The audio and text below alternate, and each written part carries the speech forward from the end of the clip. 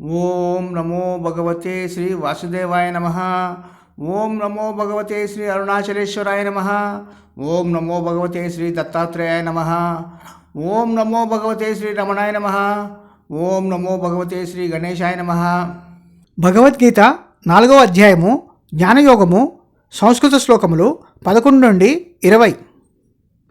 ఏ యథా మాం ప్రపద్యంతే తాంస్తథైవ భజామ్యహం మమ వర్త్మానువర్తంతే మనుష్యాః పార్థ సర్వశః కాంక్షन्तః కర్మణాం సిద్ధిం యజంత ఇహ దేవతాః క్షిప్రం హి మానుషే లోకే సిద్ధిర్భవతి కర్మజా చాతుర్వర్ణ్యం మయా సృష్టం గుణకర్మ విభాగశః తస్య కర్తారమపి మాం విద్య కర్తారమవ్యయం న మాం కర్మాణి లింపంతి న మే కర్మఫలే స్పృహ ఇతి మాం యోభిజానాతి కర్మభిర్న సబధ్యతే ఏవం జ్ఞాత్వా కృతం కర్మ పూర్వైరపి ముముక్షిభిః కురు కర్మైవ తస్మాత్ త్వం పూర్వైః పూర్వతరం కృతం కిం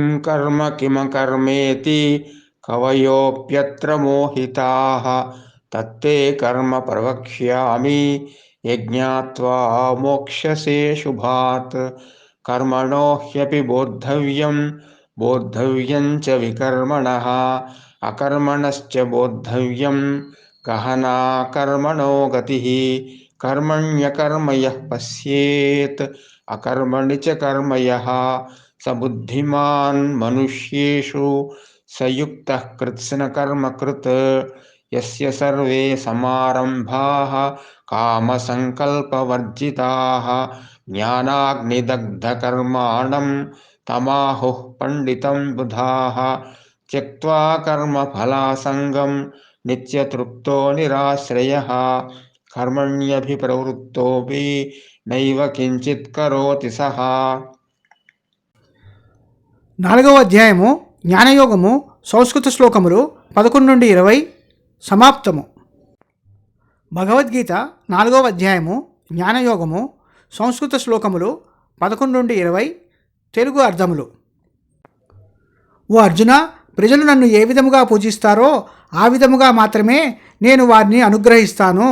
మానవులు సాధ్యమైన అన్ని పద్ధతులలో నా మార్గాన్ని మాత్రమే అనుసరిస్తున్నారు. వారి చర్యల ఫలితాలపై ఆశలు అంచనాలతో మానవులు దేవతలను ఆరాధిస్తున్నారు. ఎందుకంటే వారి చర్యల ఫలితాలు మానవుల ఈ ప్రపంచంలో త్వరగా సాధించబడతాయి.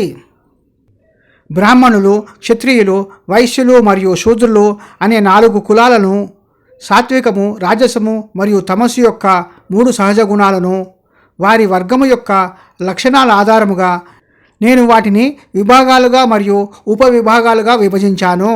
మరియు వాటి సృష్టికి నేనే కారణము. వారి కార్యకలాపాలన్నిటికీ నేనే కర్తను అయినప్పటికీ వాస్తవానికి నన్ను పనిచేయని వానిగా మరియు నాశనము చేయలేని వానిగా తెలుసుకోనుము. కార్యకలాపాలు నాపై ఎటువంటి ప్రభావము చూపవు. అవి నాతో జత చేయబడవు. కార్యకలాపాల ఫలితాలపై నాకు ఎలాంటి ఆశలు అంచనాలు లేవు. ఈ విధముగా ఎవరు నన్ను తెలుసుకున్నారో వారు కార్యకలాపాలకు ఎప్పటికీ కట్టుబడి ఉండరు. ఈ విధముగా నా కార్యాచరణ గురించి తెలుసుకోవడం ద్వారా పురాతన కాలంలో ఎందరో సాధకులు ముక్తిని కోరుకునేవారు కోరిక లేని కార్యకలాపాలలో పాల్గొన్నారు. అందుచేత ఓ అర్జున, నీవు కూడా మీ పూర్వీకులను అనుసరించి ఆ పురాతన కోరికలు లేని కార్యకలాపాలలో పాల్గొనవలెను. కార్యాచరణ అంటే ఏమిటి, నిష్క్రియ అంటే ఏమిటి, ఈ విషయము గొప్ప పండితులకు కూడా అర్థం కాలేదు. ఏది తెలుసుకోవడం ద్వారా నీవు కుటుంబము మరియు వస్తువులతో ఉన్న ప్రాపంచిక అనుబంధాల నుండి బంధ విముక్తి పొందుతావో ఆ కార్యాచరణ విషయాల రహస్యము నేను ఇప్పుడు నీకు చెప్పబోతున్నాను. గ్రంథాలలో నిర్దేశించబడిన కార్యకలాపాలు, నిషేధించబడిన తప్పుడు కార్యకలాపాలు, నిష్క్రియాత్మక స్థితిలో ఉండడము, ఈ అన్ని రకాల కార్యకలాపాల లక్షణాలను అర్థం చేసుకోవాలి. ఎందుకంటే క్రియల యొక్క స్వభావము మరియు వాటి నిజమైన తత్వము అర్థం చేసుకోవడము చాలా కష్టము మరియు లోతైన విషయము. ఎవరైతే క్రియలో నిష్క్రియాత్మకతను చూస్తారో, ఎవరు నిష్క్రియాత్మకతలో కార్యాచరణను చూస్తారో అతను మానవులలో వివేకవంతుడు అవుతాడు. అతను ఆ పరమాత్మతో ఐక్యమయ్యే మెలకువలను తెలుసుకుంటాడు. అతను సమస్త కార్యకలాపాలను అమలు చేసిన వ్యక్తి అవుతాడు. ఎవరైతే సమస్త కార్యకలాపాలలో ఎటువంటి కోరికలు లేకుండా మరియు మనసులో వాటి గురించి ఎటువంటి భావనలు లేకుండా ఉంటారో, ఎవరు జ్ఞానాగ్నిలో కాలిపోయిన కార్యకలాపాలను కలిగి ఉంటారో వారిని జ్ఞానులు పండితుడని పిలుస్తారు. ఎవరైతే సమస్త కార్యకలాపాల ఫలితాలపై తమ ఆసక్తిని విడిచిపెట్టి నిరంతరాయముగా తృప్తిగా ఉండటం ద్వారా, ఎటువంటి విషయము అందు ఆశ్రయం పొందకుండా ఉండటం ద్వారా అతను కార్యకలాపాలలో పూర్తిగా పాల్గొన్నప్పటికీ ఆ కార్యకలాపాలన్నింటినీ చేయని వ్యక్తిగా పరిగణించబడతాడు. భగవద్గీత 4వ అధ్యాయము జ్ఞానయోగము సంస్కృత శ్లోకములు 11-20 తెలుగు అర్థములు సమాప్తము. ఓం నమో నారాయణాయ నమః.